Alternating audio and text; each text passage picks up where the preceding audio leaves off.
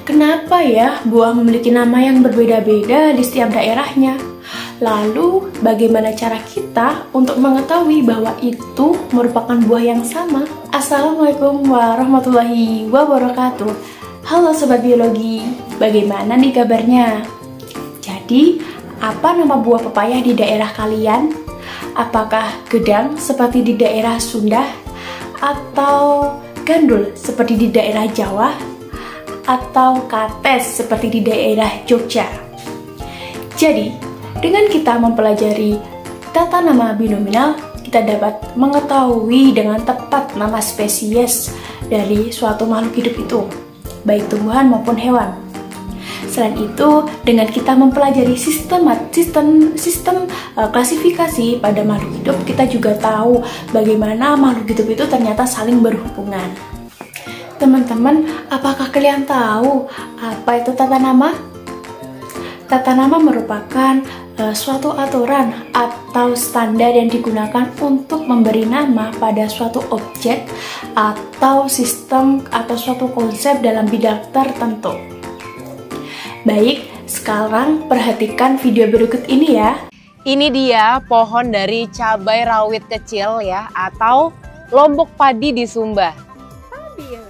Selanjutnya kalian kerjakan pertanyaan berikut ini dengan kelompok kalian dan selamat mengerjakan.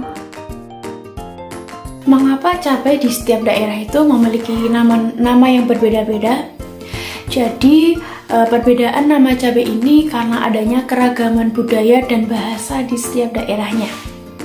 Bisa saja cabai di daerah Jawa disebut dengan nama lombok, kemudian di daerah Sulawesi disebut dengan rica, dan di daerah Sumatera Barat itu disebut dengan ladu. Nah, nama ini yang seringkali akrab dengan masyarakat karena dianggap biasa digunakan, dan itu merupakan suatu keunikan di masing-masing wilayah. Bagaimana cara kita mengetahui bahwa Capsicum enum ini merupakan cabai yang sering kita gunakan di setiap harinya? Oke. Jadi, nama ilmiah Capsicum enum ini yang membantu kita untuk mengetahui dan memastikan bahwa itu hal yang dimaksud cabai yang sering kita gunakan di setiap harinya. Nama ilmiah ini memiliki sifat yang universal dan memiliki identitas yang spesifik di seluruh dunia sehingga tidak terpengaruh oleh bahasa lokal. Dengan demikian, walaupun ada perbedaan nama-nama bahasa atau penyebutan cabai di setiap daerahnya, nama ilmiah ini akan tetap konsisten dan menunjukkan bahwa spesies Capsicum enum ini adalah cabai yang sering kita gunakan di setiap harinya. Bagaimana sistem klasifikasi membantu kita untuk memahami bahwa tanaman cabai itu memiliki hubungan dengan tanaman yang lainnya? Jadi, sistem klasifikasi itu membantu kita untuk mengetahui hubungan evolusi serta kekerabatan tanaman cabai dengan tanaman yang lainnya melalui pengelompokan ciri yang sama, baik itu anatomi atau morfologi dan lain sebagainya.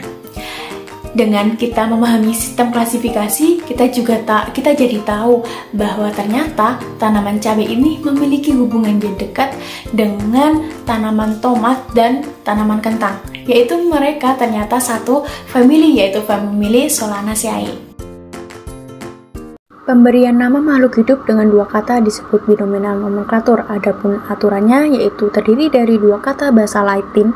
Kata pertamanya menunjukkan genus dan ditulis dengan kapital, sedangkan kata keduanya menunjukkan spesies dan ditulis dengan huruf kecil. Keduanya dicetak miring atau diberi garis bawah. Nah, untuk contohnya sebagai berikut. Sistem klasifikasi merupakan cara pengelompokan dan pengkategorian yang didasarkan pada ciri-ciri tertentu. Dibagi menjadi 3 golongan, yaitu ada alami, buatan, dan filogenik. Yang pertama, klasifikasi alamiah terbentuk secara alamiah, contohnya hewan dikelompokkan berdasarkan jumlah kaki. Kemudian klasifikasi buatan yang terbentuk berdasarkan persamaan dan perbedaan pada struktur tubuh.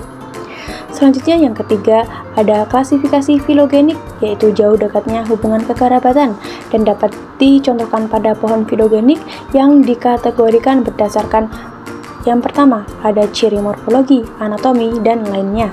Bagaimana? Apakah kalian sudah paham apa itu tata nama binominal?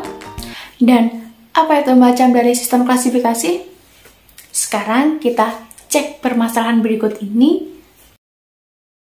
Dan jangan lupa diskusikan bersama temanmu ya, sebagai bahan latihan.